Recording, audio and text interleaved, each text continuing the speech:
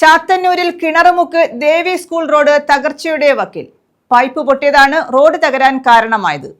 റോഡിന്റെ മധ്യഭാഗത്തു കൂടിയാണ് ഇവിടെ പൈപ്പ് ലൈൻ സ്ഥാപിച്ചത്. പ്രധാനമന്ത്രി ഗ്രാമ സഡക് യോജനയിൽ നിർമ്മിച്ചതാണ് റോഡ്. ബസ് യാത്രക്കാരാണെങ്കിലും നടന്നു പോകുന്നവർക്കും ടൂ വീലറിൽ പോകുന്നവർക്കെല്ലാം അപകടമാണ്. ഇതിന് ശാശ്വതമായൊരു പരിഹാരം ഉണ്ടാക്കണം.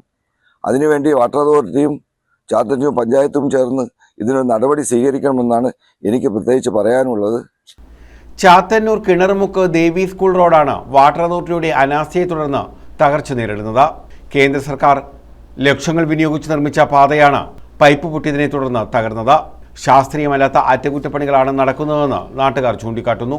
ഇപ്പോൾ ഏതാണ്ട് ഒരു മാസമായുള്ള JSM ഹോസ്പിറ്റലിൽ അവിടെ നിന്ന് തൊട്ട് ഇറങ്ങുന്ന വഴി ഹൈവേക്കാർ താറിയത് തന്നിട്ട് അവിടാണ് ആദ്യമേ പൊട്ടി.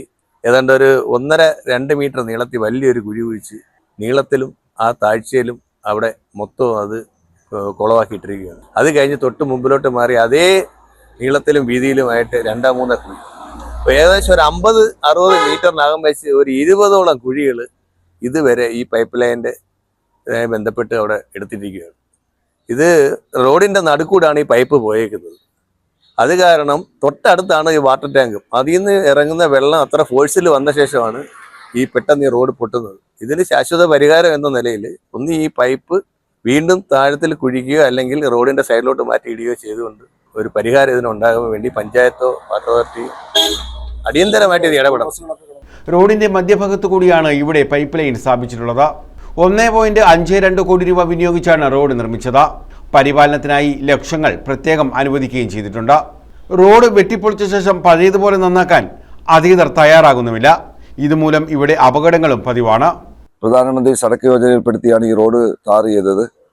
അതിനു മുമ്പ് 20 വർഷങ്ങൾക്ക് മുമ്പാണ് ഇവിടെ പൈപ്പ് ലൈൻ സ്ഥാപിക്കുകയും പൈപ്പ് ലൈൻ അശാസ്ത്രീയമായി സ്ഥാപിച്ചതിൻ്റെ ഫലമായിട്ട് ഇതിനകത്ത് ചെറിയൊരു ലോഡ് വണ്ടി പോയാൽ പോലും ആ പൈപ്പുകളെല്ലാം പൊട്ടി വെള്ളം ലീക്കാവുന്ന സാഹചര്യമാണ് ഉണ്ടാകുന്നത്.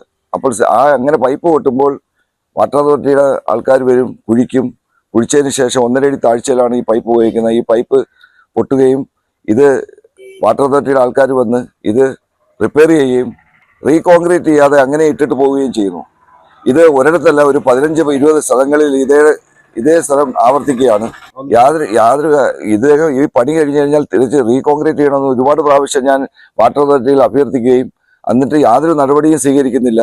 ഇപ്പോൾ ഞാൻ പഞ്ചായത്ത് പ്രസിഡന്റും പഞ്ചായത്ത് സെക്രട്ടറിയും കൊണ്ട് റിക്വസ്റ്റ് അയപ്പിക്കുകയും ചെയ്തതിന് ശേഷവും ഇവർ യാതൊരു വിധത്തിലുള്ള നടപടിയും സ്വീകരിക്കുന്നില്ല.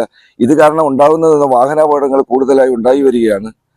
ഇത് സ്ഥിരമായിട്ട് ഈ പരിപാടിയാണ്. ഇന്നും ഇപ്പം നിങ്ങളിത് കാണുന്നുണ്ട്, 1.5 അടിയോളം താഴ്ചയിൽ പൈപ്പ് ലീക്കായതിൻ്റെ ഫലമായിട്ട് അത് കുഴിച്ച് അത് റിപ്പയർ ചെയ്യുകയാണ്. News bureau, Chathannoor.